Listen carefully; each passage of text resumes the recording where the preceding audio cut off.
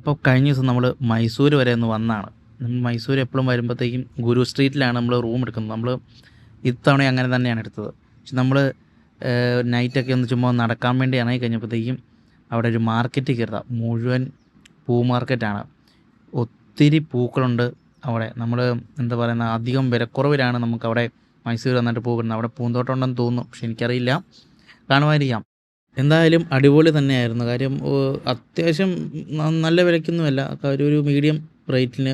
നമ്മുടെ ഇവിടെ നല്ല വിലയായിരിക്കും, കാര്യം അവിടെ നിന്നൊക്കെ ആയിരിക്കുമല്ലോ നമുക്ക് കേരളത്തിലോട്ട് ഇങ്ങോട്ട് വരുന്നത്. അത് നല്ല രസമായിരുന്നു. പൂക്കൾ തന്നെയല്ല, വേറൊരു സൈഡ് ഈ ഫ്രൂട്ട്സും എല്ലാം ഉണ്ടായിരുന്നു. എല്ലാത്തിനും അധികം വിലകളൊന്നുമില്ല, സാമാന്യ രീതിക്കുള്ള വിലകൾ മാത്രമേ ഉള്ളൂ എല്ലാം. പക്ഷെ എന്നാലും നല്ല രസമുണ്ടായിരുന്നു.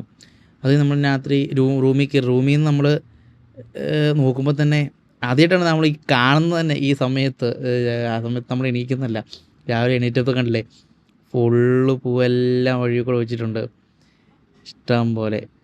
ഇതുവരെ നമ്മൾ അവിടെ നമ്മൾ ഇടയ്ക്കിടയ്ക്ക് പോകുന്നത്, നമ്മൾ അവിടെ തന്നെ റൂം എടുക്കുക, പക്ഷേ നമ്മളതൊന്നും കണ്ടിട്ടില്ല. കഴിഞ്ഞ ദിവസം നമ്മൾ പോയപ്പോഴാണ് ഇതെല്ലാം കാണുന്നത്. ഇപ്പം ഗുരു സ്ട്രീറ്റിലാണ്, നമ്മളവിടെയാണ് ഇപ്പോൾ റൂം എടുക്കുന്നത്.